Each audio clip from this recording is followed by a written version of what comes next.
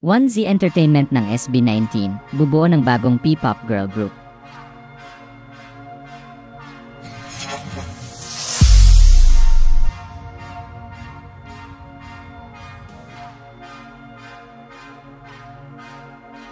Nagbukas ng audition ang kumpanyang 1Z Entertainment para bumuo ng isang P-pop girl group.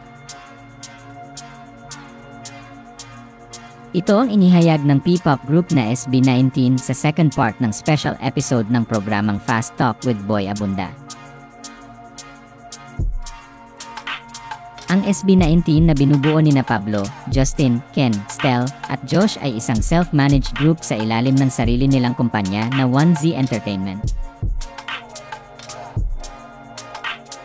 Inihayag ng pinuno ng grupo na si Pablo sa panayam sa kanila ni Boy Abunda na matagal na nilang pinag-isipan ang pagbukas ng audition para bumuo ng isang girl group. Aminado naman si Pablo na hindi madali ang mag-handle ng talents, pero yun talaga ang gustong-gusto nilang gawin. Dagdag pa niya, kampante silang magagabayan nila ang binubuo nilang girl group sa kabila ng pagiging hectic din nila sa sarili nilang grupo. Anya, it's something na gustong-gusto talaga naming gawin. And alam po naming equipped naman kami kasi we have the right people na tumulong talaga sa amin.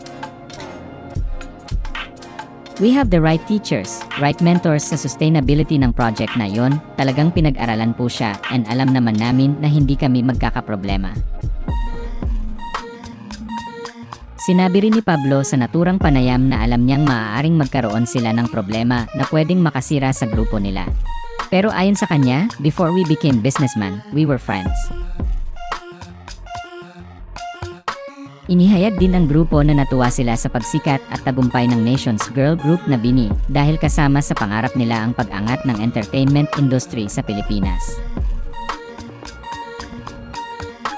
Ayon kay Josh, masayang-masaya sila na nakukonsider na ng mga tao yung P-pop at mga P-pop groups. Idiniin naman ni Pablo na dapat magtulungan ang mga kapwa Pilipino sa pagsusulong ng Pinoy Pop.